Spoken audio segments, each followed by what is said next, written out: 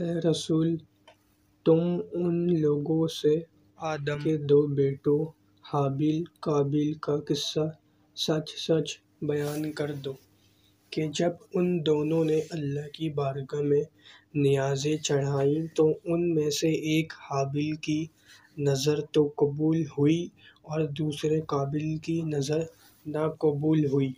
تو قابیل مارے حسد کے حابیل سے کہنے لگا، میں تو تجھے ضرور مار ڈالوں گا۔ اس نے جواب دیا کہ بھائی، اس میں اپنا کیا بس ہے، اللہ تو صرف پرہیزگاروں کی نذر قبول کرتا ہے۔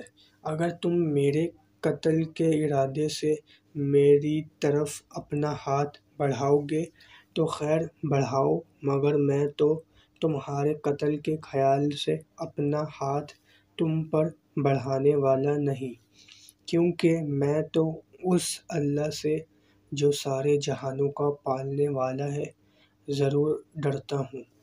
میں تو ضرور یہ چاہتا ہوں کہ میرے گناہ اور تیرے گناہ دونوں تیرے سر جائیں تو اچھا خاصا جہنمی بن جائے، اور ظالموں کی تو یہی سزا ہے۔ پھر تو اس کے نفس نے اپنے بھائی کے قتل پر اسے بھڑکا ہی دیا، آخر اس کمبخت نے اس کو مار ہی ڈالا تو گھاٹا اٹھانے والوں سے ہو گیا۔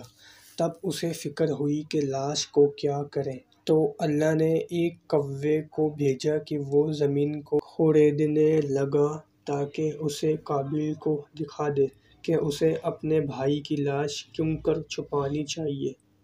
یہ دیکھ کر وہ کہنے لگا، ہائے افسوس، کیا میں اس سے بھی عاجز ہوں کہ اس کوے کی برابری کر سکوں تو اپنے بھائی کی لاش چھپا دیتا۔ الغرض وہ اپنی حرکت سے بہت پچھتایا۔ اسی سبب سے تو ہم نے بنی اسرائیل پر واجب کر دیا تھا کہ جو شخص کسی کو نہ جان کے بدلے میں یا نہ مال میں فساد پھیلانے کی سزا میں بلکہ ناحق قتل کر ڈالے گا تو گویا اس نے سب لوگوں کو قتل کر ڈالا، اور جس نے ایک آدمی کو جلا لیا تو گویا اس نے سب لوگوں کو جلا لیا۔